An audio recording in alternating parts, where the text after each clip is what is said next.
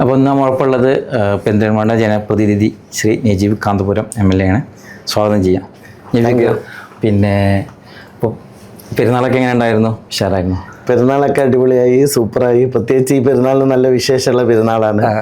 കാരണം നമ്മൾ 38 നിന്ന് 32,000 ഉയർന്ന ഒരു സന്തോഷം. വ്യക്തിപരമായിട്ട് എന്നെ സംബന്ധിച്ചിടത്തോളം പെരിന്തൽമണ്ണയിൽ വന്നത് മുതലുള്ള ഒരു ഏറ്റവും എൻ്റെ ഒരു മനസ്സിൽ നിറഞ്ഞൊരു കാര്യം, നമ്മൾ ചെയ്തതൊക്കെ ജനങ്ങൾ മനസ്സിലാക്കി എന്നുള്ളതാണ്. ഇപ്പോൾ ഒരു തെരഞ്ഞെടുപ്പ് കഴിഞ്ഞ് നിൽക്കുമ്പോൾ എൻ്റെ ഏറ്റവും വലിയൊരു ഫീലിംഗ് അതാണ്. കാരണം പലരും എന്നോട് ചോദിക്കുമായിരുന്നു, നിങ്ങൾ ഈ ചെയ്യുന്നതൊക്കെ മനുഷ്യന്മാർക്ക് മനസ്സിലാവോ, റിലേറ്റ് ചെയ്യുമോ, ചെറുപ്പക്കാർക്ക് ഇത് തിരിയോ, അല്ലെങ്കിൽ നമ്മളിപ്പോൾ എഡ്യൂക്കേഷനെ കുറിച്ചൊക്കെ പറയുന്നത് വോട്ടാവോ എന്നൊക്കെ പലപ്പോഴും ചോദിക്കും. അപ്പം എന്നെ സംബന്ധിച്ചിടത്തോളം ഈ ഒരു കാലം നമ്മൾ ഇൻവെസ്റ്റ് ചെയ്തതും നമ്മൾ കഠിനാധ്വാനം ചെയ്തതും ആർക്ക് വേണ്ടിയായിരുന്നു എന്ന് പെരുന്തൽമണ്ണക്കാർ മനസ്സിലാക്കി എന്നുള്ളതാണ് എൻ്റെ ഈ പെരുന്നാൾ സന്തോഷം.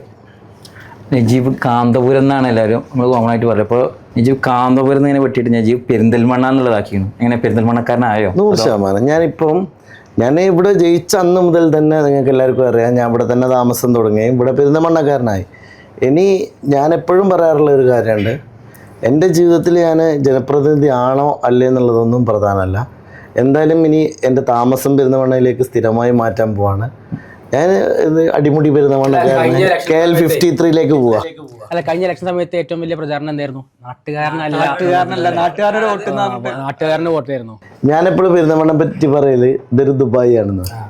കാരണം ദുബായ്ക്കും പെരുന്തൽമണ്ണക്കും ഭയങ്കര സിമിലാരിറ്റി ഉണ്ട്. ഒന്ന്, ദുബായിൽ താമസിക്കുന്ന ആളുകൾക്കൊന്നും അതൊരു പുറം ദേശമായിട്ട് തോന്നാറില്ല. അതുപോലെ തന്നെയാണ് നമ്മുടെ നാടിൻ്റെയും പ്രത്യേകത. പെരുന്തൽമണ്ണക്ക് ഇപ്പം എത്ര വർഷങ്ങളായ ആളുകൾ എത്ര ഭാഗത്തുനിന്ന് വരുന്നുണ്ട്. ഇപ്പം ഞാൻ ഇപ്പോൾ അടുത്തൊരാളെ പരിചയപ്പെട്ടു. അയാൾ കോഴിക്കോട് നിന്ന് 5 വർഷമായിട്ട് ഇവിടെ താമസിക്കുന്ന ആളാണ്.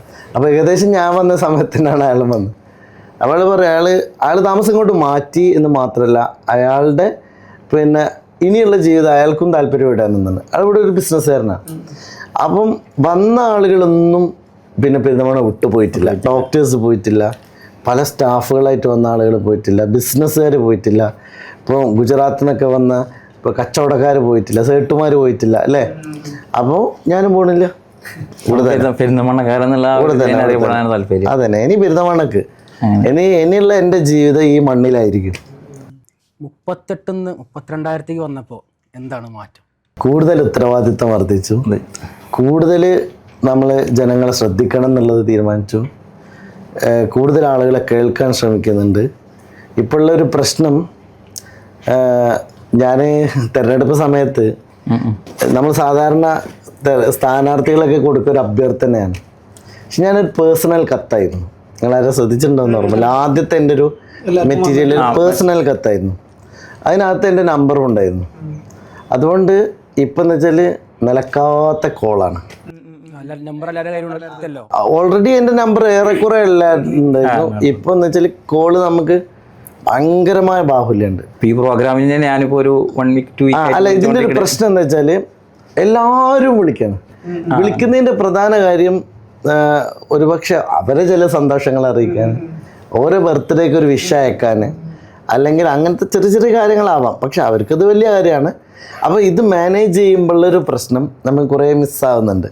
ഞാൻ മേക്ക് ഓവർ ചെയ്യും. അതുപോലെ എല്ലാവരും പരിഗണിക്കേണ്ടി വരും. അതെ, പരമാവധി എന്നെ സംബന്ധിച്ചിടത്തോളം പരമാവധി ഞാൻ ഫോൺ തിരിച്ച് വിളിക്കുന്ന ആളാണ്.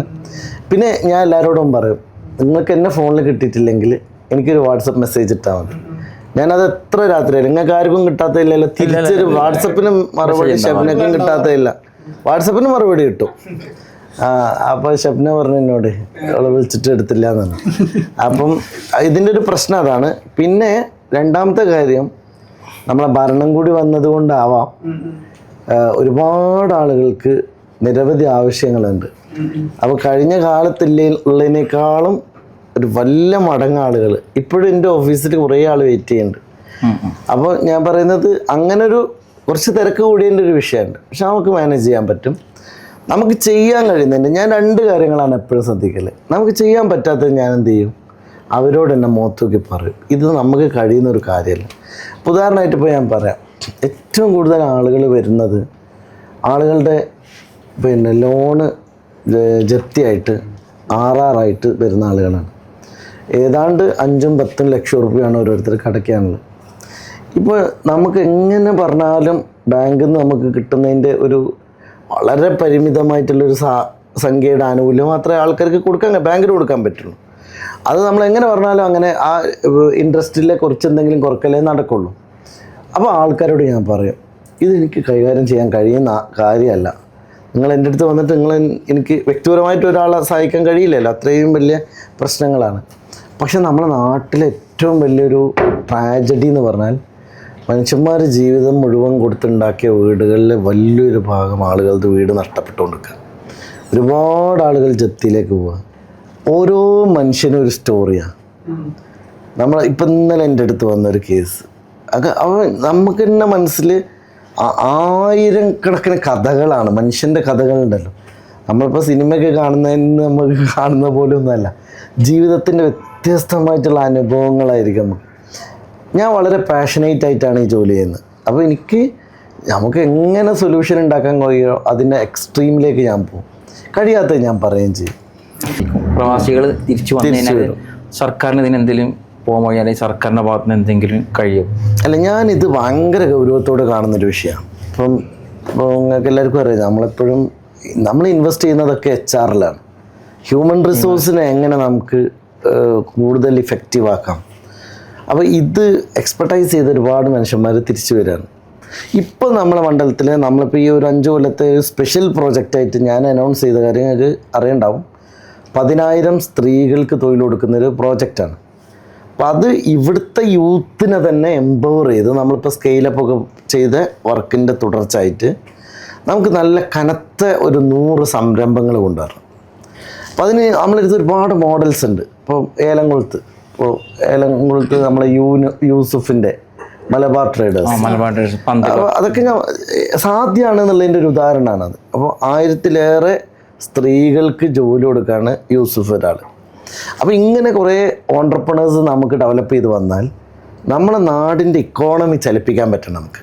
ഇനിയിപ്പോൾ വരാൻ പോകുന്ന കാര്യം എന്താ വെച്ചാൽ ഫോറിൻ റെമിറ്റൻസ് ഇല്ലാണ്ടാകുകയാണ്. നമ്മൾ ഭയങ്കര ഡ്രൈ ആകാൻ പോവുകയാണ്. ഭയങ്കര പ്രശ്നമാണ്. ഇപ്പോൾ കൈ പൈസ ഉള്ള ആളുകളൊന്നും ചിലവാക്കുന്നില്ല, ഭയപ്പെട്ടിട്ട്. എന്താണ് നാളെ വരിക എന്നുള്ളത് ആർക്കും അറിയില്ല. അപ്പോൾ ഇങ്ങനത്തെ ഒരു സിറ്റുവേഷനെ മാനേജ് ചെയ്യണമെങ്കിൽ നമ്മൾ ഭയങ്കര ഫോർകാസ്റ്റ് ചെയ്യണം.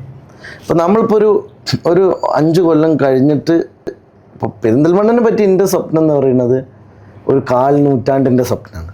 അപ്പോൾ ഞാനത് തുടങ്ങിയത് തന്നെ അങ്ങനെയാണ്. 25 കൊല്ലം കഴിയുമ്പോൾ പെരിന്തൽമണ്ണയിൽ ആരൊക്കെ ഉണ്ടാവണം എന്നതാണ് ഞാൻ ആലോചിച്ചൊരു കാര്യം. അതിൽ പെരിന്തൽമണ്ണയിൽ നിന്ന് സയൻറ്റിസ്റ്റുകൾ ഉണ്ടാവണം, പെരിന്തൽമണ്ണയിൽ നിന്ന് IAS-കാരുണ്ടാവണം, പെരിന്തൽമണ്ണയിൽ നല്ല ഓൺട്രപ്രണേഴ്സ് ഉണ്ടാവണം, പെരിന്തൽമണ്ണയിലെ പെൺകുട്ടികൾക്കിടയിൽ നിന്ന് വലിയ സംരംഭകരുണ്ടാവണം. അതൊക്കെ എൻ്റെ ഒരു സ്വപ്നമാണ്. നമ്മൾ അതിനനുസരിച്ചുള്ള തറയാണ് ഈ 5 കൊല്ലം നമ്മൾ കിട്ടിയത്. നമുക്കിപ്പോൾ ചർച്ച അതിന് തന്നെ സീരിയസ് ആയിട്ട് പോയില്ലേ? സോഷ്യൽ മീഡിയ കൈകാര്യം ചെയ്യുന്ന ആളല്ലേ? പോസ്റ്റിന് താഴെ വരുന്ന കമന്റ് ശ്രദ്ധിക്കാറുണ്ട്. കഴിഞ്ഞ ഇലക്ഷന് വന്നിട്ടുള്ള ഏറ്റവും വലിയ ആരോപണം എന്താ പറയാൻ പറ്റും? അല്ല, ഇതിൽ രസം എന്താ അറിയോ, എൻ്റെ വൈഫാണ് എല്ലാ കമന്റും വായിക്കുന്നത്. ഞാൻ പറഞ്ഞിട്ടുണ്ടാവില്ലേ, ഇതാ ഈ വിഷയത്തിലാണ് ഏറ്റവും കൂടുതൽ പ്രശ്നം വരുന്നത്, ഗതാഗത കുരുക്ക്. അല്ല ഇക്കൊള്ളേ ചിലപ്പോ വൈഫ് പറഞ്ഞിട്ടുണ്ടാവില്ല. എന്തായിരിക്കും ഏറ്റവും വലിയ ആരോപണം? എതിർ പാർട്ടിക്കാര് ആരോപിച്ചൊരു വീടുണ്ടായിരുന്നു. ആണോ? അറിയാത്തതാണോ? അല്ല, സത്യമായിട്ടും അറിയാം. നിങ്ങളെ ഏറ്റവും കൂടുതൽ പോണത് കല്യാണം. അത് ശരി. അല്ല, ഞാൻ ഏറ്റവും എൻജോയ് ചെയ്യാം. ബിരിയാണിക്ക് ഏറ്റവും ഇഷ്ടമാണ്, ഭയങ്കര അടിപൊളിയാണ്. അതായത് കുട്ടൻ ബിരിയാണി ആണെങ്കിൽ വളരെ സൂപ്പറാണ്. അപ്പൊ നമ്മളെ കല്യാണം തന്നെ നമ്മൾ അടിപൊളിയാക്കേണ്ട സാധനമല്ലേ? കോഴിക്കോടൻ ബിരിയാണിയാണോ മലപ്പുറം ബിരിയാണിയാണോ അടിപൊളി? പക്ഷെ കുട്ടൻ ബിരിയാണി ഇവിടാണ് സൂപ്പർ, രക്ഷയില്ല. പിന്നെ എൻ്റെ ഫേവറേറ്റ് ഫിഷാണ്, പക്ഷെ അതിപ്പോ ഇവിടെ കിട്ടാനേ ഇല്ല. ഞാൻ ഇപ്പൊ ഇതിന് ഭയങ്കര യൂസ് ടു ബി ആയി. അപ്പൊ ഇതിന്റെ കഥ എന്ന് വെച്ചാല്, എന്നിട്ടും എന്നോട് പരാതി പറയുന്ന ആൾക്കാർ കല്യാണത്തിന് എത്തിയില്ല എന്ന് പറഞ്ഞിട്ട് പരാതി. അപ്പൊ ഞാൻ ഒരിക്കൽ ഈ കമന്റ് കാണിച്ചു കൊടുക്കും.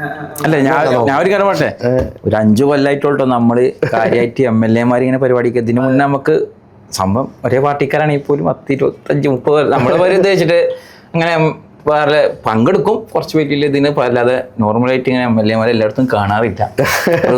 അല്ല, അങ്ങനെയല്ല, ഞാൻ മാക്സിമം അതുകൊണ്ടായിരിക്കും എനിക്ക് തോന്നുന്നു അത് കാണാത്ത. പിന്നെ കാണുമ്പോഴാണ് നിങ്ങള് അവര് പറയുന്ന ആരോപണം ഉന്നയിക്കുന്നത് ഞാനിത് അത്ര ശ്രദ്ധിച്ചില്ല കേട്ടോ. സത്യത്തില് ഞാൻ ഇത് ഭയങ്കരമായിട്ട് സംഭവം ട്രോളും കാര്യങ്ങളും വീഡിയോസും കാര്യങ്ങളൊക്കെ വന്നിരുന്നു. പക്ഷെ അതെന്താ അറിയോ, സത്യത്തില് എൻ്റെ എതിർപക്ഷത്തുള്ള ആളുകൾക്ക് സത്യത്തിൽ ഒരു തെറ്റ് പറ്റിയതാണ്. അതൊരു മണ്ടത്തരാണ്. അത് ശരിക്കും അതൊരാളോട് പറയുന്നതോടുകൂടെ അത്രയും വീട്ടിലേക്ക് വരെ എത്തുന്ന ആളാണെന്നുള്ളത് അതിന് വേറൊരു ലൈനിൽ പറയാണത്. അപ്പൊ അതെനിക്ക് കൂടെ അതുകൊണ്ട് 32,000 ഭൂരിപക്ഷം. ഓക്കെ, അതിപ്പോ തമാശ കമന്റ് ആയിരുന്നു. സീരിയസ് ആയിട്ട് വന്ന ഒരു ആരോപണം പറയാൻ പറ്റും? അല്ല, ഞാൻ സത്യം പറഞ്ഞാൽ ഞാൻ പലതും മിസ് ചെയ്തിട്ടുണ്ട്. കാരണം ആ ടൈമിൽ നമുക്ക് പലതും വായിക്കാൻ പറ്റിയിട്ടില്ല. പക്ഷെ എനിക്ക് തോന്നുന്നത് പിന്നെ ആളുകൾ ഏറ്റവും കൺസേൺ ആയിട്ട് പറഞ്ഞൊരു കാര്യമാണ് ഞാൻ പറഞ്ഞ ഈ ഗതാഗത കുരുക്കിൻ്റെയും ട്രാഫിക്കിൻ്റെയും പ്രശ്നം എന്ന് പറയുന്നത്. പിന്നെ പെരുന്തൽമണ്ണയിലത്തെ ഒരു പ്രോബ്ലമായിട്ട് എൻ്റെ ഭാഗത്തുള്ളൊരു പ്രോബ്ലം ആയിട്ടാണോ പറഞ്ഞത്? ഒരു പേഴ്സണൽ അറ്റാക്ക് എന്തെങ്കിലും വന്നായിട്ട് ശ്രദ്ധപ്പെട്ടിട്ടുണ്ടോ? പേഴ്സണൽ അറ്റാക്ക് പിന്നെ എന്താണ് വന്നത് ചോദിക്കുന്നുണ്ട്, കുഴപ്പമില്ലല്ലോ. നമ്മുടെ ഒരു പകുതി വില വിഷയം അല്ലേ? പക്ഷെ അതത്ര അങ്ങനെ ഒരു പക്ഷെ നമ്മുടെ കമന്റ് ബോക്സിലൊക്കെ ഏറ്റവും കൂടുതൽ ആൾക്കാർ പകുതി വില വിഷയം. ഇതിൻ്റെ യാഥാർത്ഥ്യം ഞാനിപ്പോൾ ഇതുവരെ പങ്കുവച്ചിട്ടില്ലല്ലോ. സത്യത്തിൽ പറഞ്ഞാൽ എൻ്റെ എപ്പോഴും ആഗ്രഹം നമ്മളെ പെരിന്തൽമണ്ണയിലേക്ക് എന്തെല്ലാം കിട്ടുമോ അതെല്ലാം കൊണ്ടുവരാന്ന്. അപ്പോൾ ഇതിൽ സത്യത്തിൽ ഞാനിതിൽ തിരഞ്ഞെടുപ്പിന് മുമ്പ് ഇതിന് പ്രതികരിക്കാനേ പോയിട്ടില്ല. കാരണം എൻ്റെ ജെന്യൂനിറ്റി ജനങ്ങൾ തിരിച്ചറിഞ്ഞിട്ടുണ്ട്. കാരണം ഒരു പക്ഷേ ഇങ്ങനെ ഒരു സംഭവം നമ്മൾ ആലോചിക്കുമ്പോൾ എൻ്റെ മുമ്പിലുള്ളതെന്ന് വെച്ചാൽ ഞാൻ ആദ്യം ഈ സംഭവത്തിലേക്ക് പോകണമെന്ന് എങ്ങനെ അറിയാം. ഞാൻ ഇതിൻ്റെ ഒരു പരിപാടി പുലാമന്തോൾ നടക്കുകയാണ്. അപ്പോൾ ഒരു 200ഓളം തയ്യൽ മെഷീൻ കൊടുക്കുകയാണ്. അപ്പോൾ 200 സ്ത്രീകൾക്ക് തയ്യൽ മെഷീൻ കൊടുക്കുകയാണ്. ശരിക്കും പറഞ്ഞാൽ എനിക്ക് ഭയങ്കര സഹതാപം കൂടിയുള്ളൊരു കാര്യമുണ്ട് കേട്ടോ, സങ്കടമുള്ള കാര്യമുണ്ട്. ഇതിനു വേണ്ടി ശ്രമിച്ച എല്ലാവരും ഒരു പെട്രോളിൻ്റെ പൈസ പോലും ഒരു മനുഷ്യൻ്റെ അടുത്ത് നിന്ന് എടുക്കാതെ ആൾക്കാർക്കൊന്ന് കിട്ടട്ടെ എന്ന് വിചാരിച്ച് ആണ് ഇതിൽ പെട്ട മുഴുവൻ NGOസും. അതുകൊണ്ടാണ് ഞാൻ പിണറായി വിജയനോട് അന്ന് CM-നോടക്കം ഞാൻ സംസാരിച്ചപ്പോൾ പറഞ്ഞത് ഇതിൽ വളരെ നിരപരാധികളായ മനുഷ്യരാണ് വഞ്ചിക്കപ്പെട്ട്. ഞങ്ങളൊക്കെ വഞ്ചിക്കപ്പെട്ടല്ലേ, ഞങ്ങൾ വഞ്ചിച്ചതല്ലല്ലോ. അതിൽ നമ്മൾ പെടുമ്പോൾ അപ്പോൾ ഞാനിങ്ങനെ ഇത് ആദ്യം പോയി അപ്പോൾ അവരോട് ഞാൻ ചോദിച്ചു ഇത്. അപ്പോൾ നമ്മളൊരു മെമ്പർ മൈമുനത്തുണ്ട്. അപ്പോൾ മൈമുനത്തിനോട് ചോദിച്ചു ഇതിനെന്താ വഴി, നമുക്ക് അങ്ങനെയാണെങ്കിൽ നമുക്ക് കുറച്ച് ആൾ കൂടി ഇത് കിട്ടാൻ സംവിധാനം ആലോചിക്കും. അങ്ങനെ ഞാനിത് കഴിഞ്ഞിട്ട് പിന്നെ ഞാൻ കാണുന്നത് എന്താ വെച്ചാൽ ഇതിൻ്റെ പിന്നിൽ ആരാണെന്നുള്ളത് നമ്മൾ സ്വാഭാവികമായിട്ട് നോക്കണം. അപ്പോൾ നോക്കുമ്പം സായി കേന്ദ്രം എന്ന് പറഞ്ഞിട്ട് തിരുവനന്തപുരത്ത് വലിയൊരു ഒരു 10-40 ഏക്കറിൽ ഒരുപാട് ജീവകാരുണ്യ പ്രവർത്തനമൊക്കെ നടത്തുന്ന അനന്തകുമാർ എന്ന് പറയുന്ന ഒരാളാണ് ഇതിനെ പറയുന്നത്. അപ്പോൾ ഞാൻ അയാളെ പിന്നെ ബാക്ക് ഫയൽ കൂടി നോക്കുമ്പോൾ അയാളൊരു 10-60 വയസ്സുള്ള ആളാണ്. ഇത്രയും കാലം ഭയങ്കരമായ NGO ട്രാക്ക് റെക്കോർഡുള്ള ഒരാളാണ്. എന്നിട്ട് ഈ സ്ഥാപനത്തിൻ്റെ ഓഫീസ് ഉദ്ഘാടനം ചെയ്യുന്നത് മന്ത്രി ശിവൻകുട്ടിയാണ്. ശിവൻകുട്ടി അദ്ദേഹത്തിനെ കുറിച്ച് പരാമർശിക്കുന്നത് പിന്നെ അനന്തകുമാർ സാർ എന്നാണ്. ആ ചടങ്ങിൻ്റെ വീഡിയോ അതാണ് ഞാൻ പിന്നീട് പുറത്ത് വിട്ടത്, ഞാൻ ആ വീഡിയോ. അപ്പോൾ നമ്മൾ ഭയങ്കര ഇതായി. അങ്ങനെ ഞാനെന്ത് തിരുവനന്തപുരത്തുള്ളപ്പം ഇയാളെ പോയി വിസിറ്റ് ചെയ്യാൻ തീരുമാനിച്ചു. അപ്പോൾ വിസിറ്റ് ചെയ്തപ്പം ഇയാൾ നമ്മൾക്കൊന്നും ആക്സസ് പോലും ഇല്ലാത്ത അത്ര ഉയരത്തിൽ നിന്നുള്ള ലെവലാണ് അയാൾ നിൽക്കുന്നത്. പിന്നെ അയാൾ എന്നെ ഫുള്ള് കൊണ്ടുപോയി കാണിച്ചു ഒരുപാട് ക്യാമ്പസ്, MBA കോളേജ്, അത്രയും വലിയൊരു സ്ട്രോങ് ആയിട്ടുള്ള ഒരാൾ. അയാളൊരു തട്ടിപ്പിലേക്ക് പോകാൻ സാധ്യതയില്ലല്ലോ. അയാൾ തട്ടിപ്പൊന്നും ഒന്നും ചിന്തിച്ചിട്ടില്ല കേട്ടോ. അപ്പം ഞങ്ങൾ പോകണെന്താ, ഞാൻ പറയും എൻ്റെ മണ്ഡലത്തെ കുറേ പാവപ്പെട്ട കുട്ടികളുണ്ട്. അപ്പോൾ അവർക്ക് നിങ്ങൾ ലാപ്ടോപ്പ് വരുന്നതെന്ന് പറഞ്ഞപ്പോൾ ആ ലാപ്ടോപ്പ് ഞങ്ങൾക്ക് എന്ത് ചെയ്യണം, കുറച്ചധികം ഞങ്ങൾക്ക് തരണം. അപ്പോൾ ആദ്യം ഞങ്ങൾ തയ്യൽ മെഷീൻ കൊണ്ടുവന്ന് ഞങ്ങൾ ഇവിടെ ആദ്യം ഒരു പരിപാടി നമ്മൾ ക്രിയ കമ്മ്യൂണിൻ്റെ കീഴിൽ നടക്കുന്നുണ്ടായിരുന്നു. തയ്യൽ പരിശീലനം കൊടുക്കുന്നുണ്ടായിരുന്നു കുറേ സ്ത്രീകൾക്ക്. അപ്പോൾ നമ്മൾ ഏലംകുളത്തൊക്കെ തുടങ്ങി, അമ്മിനിക്കാട് തുടങ്ങി, പിന്നെ ഞങ്ങൾ മാലിപ്പറമ്പ് പഞ്ചായത്തിൽ നമ്മൾ പിന്നെ വാഹിദിൻ്റെ വാർഡിൽ, പഴയ വാർഡിൽ അവിടെ തുടങ്ങി. അങ്ങനെ കുറേ സ്ഥലത്ത് നമ്മളൊരു 10-200 സ്ത്രീകൾ ഓൾറെഡി തയ്യൽ പരിശീലനം പൂർത്തിയാക്കി. അപ്പോൾ 1000-ഓളം സ്ത്രീകൾക്ക് തയ്യൽ മെഷീൻ നമ്മൾ കൊടുത്തു. അന്നേരം ഒന്നും പ്രശ്നമില്ല. പിന്നെ നമ്മൾ 300-ഓളം കുട്ടിക്ക് ലാപ്ടോപ്പ് കൊടുത്തു. അന്നേരവും പ്രശ്നമില്ല. അപ്പോൾ ഇത് സ്മൂത്തായിട്ട് പോകാൻ തുടങ്ങിയപ്പം ഈ കിട്ടിയ ആൾക്കാരെ കുടുംബത്തിൽ പോലും രഹസ്യമായിട്ട് അറിയിച്ച് ഏറ്റവും രസമുള്ള കാര്യം എന്താ അറിയോ, ഇവിടെ വന്ന് അപേക്ഷിച്ച കുറേ ആളുകൾ കണ്ണൂരൊക്കെയാണ് അഡ്രസ്സ്. കുടുംബക്കാരോ അപ്പൊ നോക്കുമ്പോ ഇവര് വളരെ പരമരഹസ്യമായിട്ട് കുടുംബത്തിക്ക് വിവരം കൊടുത്ത് ഈ സാധനം അവിടെ കൂടെ എത്തിക്കുക. അപ്പൊ ഞാൻ എൻ്റെ മനസ്സിലെ പങ്കെടുത്ത ആള് ഇവിടെ ഉണ്ട്.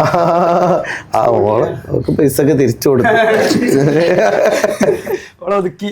എന്താ വെച്ചാല് അപ്പം നമ്മളിപ്പോൾ സ്വാഭാവികമായിട്ടും പിന്നെ ഈ ആളുകളോടൊക്കെ പിന്നെ അപ്പോൾ ഇങ്ങനെ ആളുകൾക്ക് കിട്ടുന്നുണ്ട്, കുഴപ്പമില്ല, നമുക്ക് പോട്ടെ. അപ്പോൾ എൻ്റെ അടുത്ത് വരുമ്പോൾ ഞാൻ ഈ ലാപ്ടോപ്പിന് പൈസ തന്ന ആളുകളിൽ തന്നെ ഞാൻ ഓഫീസിലൊരു നിർദ്ദേശം കൊടുത്തു.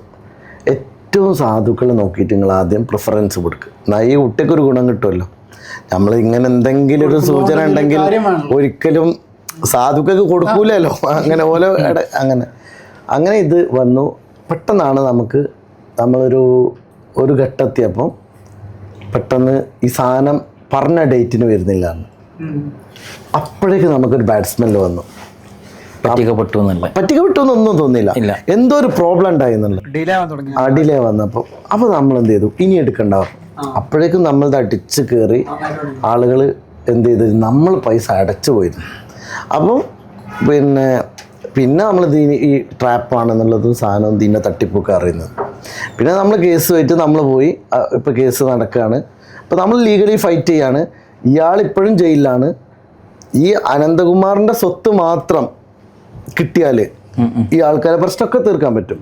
അത്രയും വലിയ സമ്പന്നനായ ഒരാളാണ് അയാൾക്ക് അത്രയും സംവിധാനമുണ്ട്. ഇതിൻ്റെ ഏറ്റവും വലിയ സങ്കടം, ഞാൻ എൻ്റെ ജീവിതത്തിൽ ആകെ വാങ്ങിയൊരു 14 സെൻറ്റ് സ്ഥലം ഉണ്ടായിരുന്നു. അള്ളാൻ്റെ തൗഫീഖോട് കൂടി അത് വിറ്റു. ഇതിനു വേണ്ടി മാത്രം വിറ്റു.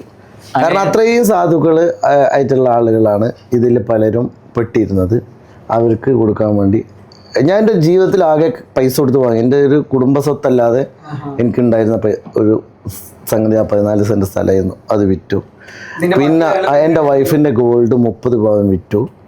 അത് കഴിഞ്ഞ് ഞാൻ എൻ്റെ വൈഫിൻ്റെ പേരിൽ ഉള്ള PF-ഉം, എൻ്റെ വൈഫ് ടീച്ചറാണ്, എല്ലാം എടുത്തു. അതെല്ലാം കൊടുത്തു. 80 ലക്ഷം റുപ്യ ഞാൻ തിരിച്ചു കൊടുത്തു.